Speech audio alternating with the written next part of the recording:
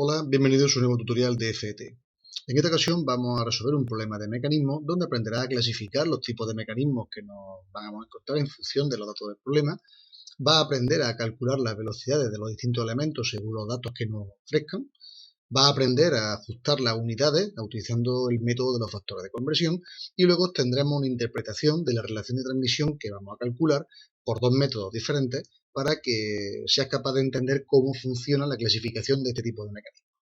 Bien, pues el problema es el que aparece en la pantalla, donde nos dice que en el sistema de engranaje de la figura se sabe que la rueda dentada motriz, los engranajes ya sabéis que funcionan con ruedas dentadas, y el conjunto de estas ruedas dentadas en funcionamiento es a lo que se le llama engranaje. Bien, pues la rueda dentada motriz, la 1, la que aparece con color rojo, da 150 vueltas cada 20 segundos, teniendo 90 dientes.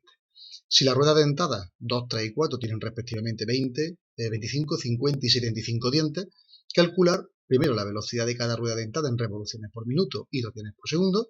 Segundo, el número de vueltas que dará cada elemento en una hora de funcionamiento. Tercero, calcular cuál es su relación de transmisión. Y cuarto, el tipo de sistema. Estos dos últimos apartados los vamos a resolver como uno solo porque van muy relacionados. Bien, pues lo primero que vamos a calcular es cuál es la velocidad en revoluciones partido por minuto, que es como se expresa la unidad, de forma fraccional, de la rueda motriz 1. Para calcularlo, como todas las velocidades, siempre una relación entre el espacio y el tiempo. El espacio, si fuera una magnitud lineal, pues sería el espacio recorrido entre el tiempo invertido en recorrerla, pero como se trata de una magnitud angular, porque estamos tratando, en este caso, por ejemplo, de engranajes que están dando vueltas, lo que vamos a calcular es un espacio angular o vueltas.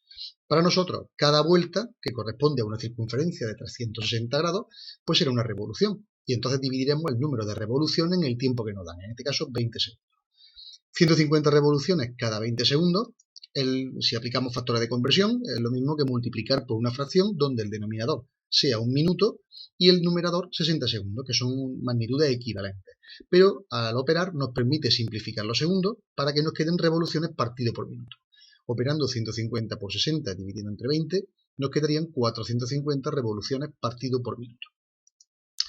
El número de dientes de cada una de las ruedas dentadas para nuestro engranaje también los conocemos, 90, 25, 50 y 75, con lo cual estos son datos del problema.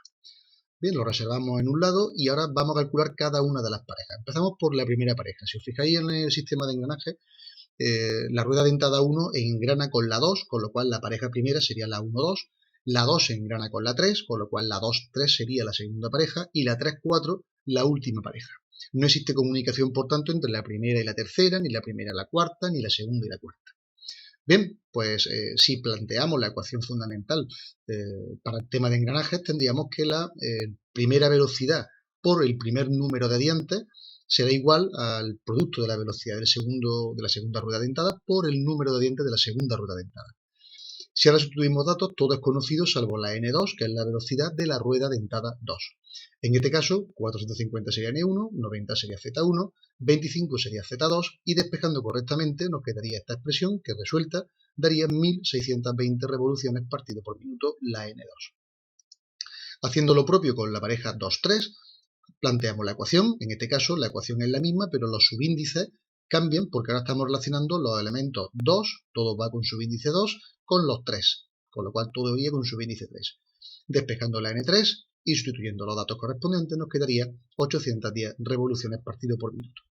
Reservamos también aquí el dato y nos vamos a la última pareja que sería la 3-4. La 3-4 pues tendríamos la misma igualdad, pero en este caso evaluando los subíndices para la pareja 3 a la izquierda y para la pareja 4, para el engranaje 4, la rueda dentada 4 a la derecha. Despejando los datos que nos ofrece, nos quedarían 540 revoluciones partido por minuto, la correspondiente velocidad de la rueda dentada 4. Bien, hasta aquí lo tenemos en revoluciones partido por minuto. Vamos a pasarlo ahora a radianes partido por segundo. Para ello necesitamos hacer dos cambios. Por lo tanto, vamos a utilizar dos fracciones. Por eso los factores de conversión nos permiten hacer los cambios con mucha facilidad, puesto que se basa en ir multiplicando fracciones cuyo numerador y denominador son valores equivalentes, pero con distintas unidades. De tal manera que nos va a permitir ir quitando una unidad para ir incorporando otra equivalente, pero que se acerca a la que nos van a pedir. En este caso tenemos que pasar las revoluciones a radianes y los minutos a segundos. Los minutos a segundos es directo, puesto que sabemos que un minuto son 60 segundos, y para pasar las revoluciones tenemos que recordar que una revolución es una vuelta y que si nos expresáramos en la circunferencia goniométrica, por ejemplo, estaríamos hablando de que son 360 grados sexagesimales lo que nos está ofreciendo una vuelta. Con lo cual, una vuelta equivale a 2pi en la magnitud de radianes. Bien, pues si lo hacemos en el primer cambio, pasaríamos nuestra revolución o vuelta, que la tenemos aquí, a radianes, sabiendo que una vuelta son 2pi radianes. Con esto pasamos revolución a radianes, como hemos dicho, y posteriormente pasaríamos de minuto a segundo, sabiendo que un minuto son 60 segundos. Siempre lo que queremos que aparezca lo colocamos primero, lo que queremos que se nos vaya lo colocamos después. Si yo quiero que aparezca segundos en el denominador, para que se nos vayan los minutos los colocaré arriba en la equivalencia para que se me simplifiquen con los minutos que me da el problema. De tal manera que, si os fijáis, revoluciones se simplifica con revoluciones, minuto con minuto, y nos quedarían radianes arriba y segundo abajo, que es la unidad que a nosotros nos interesa. Luego 450 por 2 por pi partido por 60, nos quedaría un resultado de 47,12 radianes partido por segundo. Haciendo exactamente las mismas operaciones, pero simplemente intercambiando lo que son los valores de las velocidades, pues nos quedarían las distintas magnitudes. Esto, como lo podéis ver en cualquier momento en el vídeo, tenerlo y hacerlo vosotros aparte en papel, pues no nos vamos a tener más tiempo. Para saber el número de vueltas que dará un elemento en una hora de funcionamiento es muy sencillo, puesto que volvemos a aplicar los factores de compresión. En este caso, lo que vamos a hacer es que, sabiendo la velocidad que tenemos en revoluciones o vueltas cada minuto, vamos a pasar los minutos a horas. ¿Cómo? Sabiendo que yo quiero que una hora aparezca en el denominador, 60 minutos aparecerán en el numerador, y por lo tanto, minuto con minuto se nos irá y nos aparecerá cuántas vueltas da el sistema cada hora. Otra forma de verlo, para verlo un poco más cualitativo, sería saber que si en un minuto nos da 450 revoluciones, en una hora, que son 60 minutos, dará 60 veces 450 revoluciones. Multiplicando ambas nos quedarían 27.000 revoluciones cada hora. Haciendo lo propio, pero con las ruedas dentadas 2, 3 y 4, con sus velocidades, pues nos aparecerían este número de revoluciones. Bien, para la relación de transmisión y el tipo de sistema, que lo vamos a ver de forma conjunta, porque es una cosa directa, las dos cosas están muy relacionadas, tenemos dos formas de expresarlo. Yo voy a decir cuáles son las dos maneras y cuál es la que yo prefiero. La primera sería expresar qué es el producto de velocidades de las ruedas conducidas entre el producto de velocidades de las ruedas que son conductoras.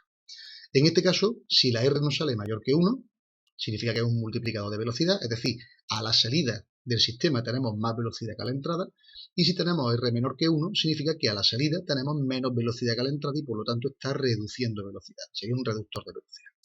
Esto se ve muy fácilmente si yo me imagino que la rueda 1 está conectada a un motor y que la rueda 4 es la que yo quiero utilizar para generar un trabajo. Bien, pues la rueda 4, si va más lenta que la 1, es que ha reducido velocidad y entonces nos tendrá que salir una R menor que 1.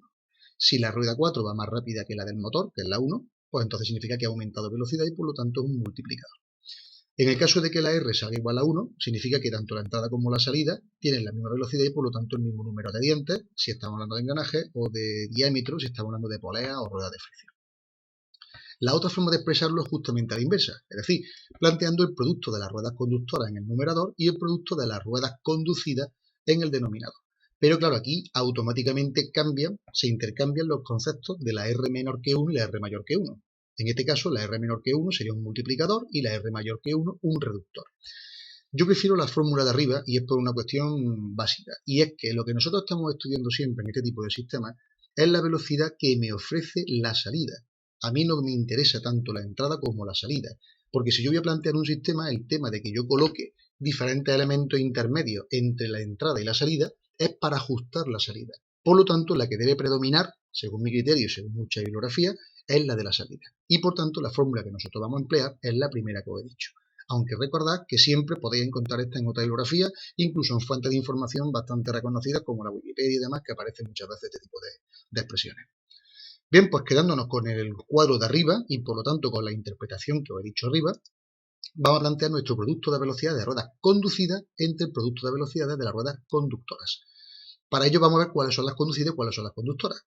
Tenéis que entender una cosa. En este caso estamos trabajando con elementos que la comunicación mecánica es directa. Luego significa la 1 es motriz y jamás la 1 puede ser conducida. Sin embargo, la rueda 2, por ejemplo, se encuentra entre la rueda 1 y la 3, lo que significa si la 1 se mueve, que es la motriz, la 2 se ve arrastrada por el movimiento de la 1. Luego, para la pareja 1-2, la 2 es la conducida.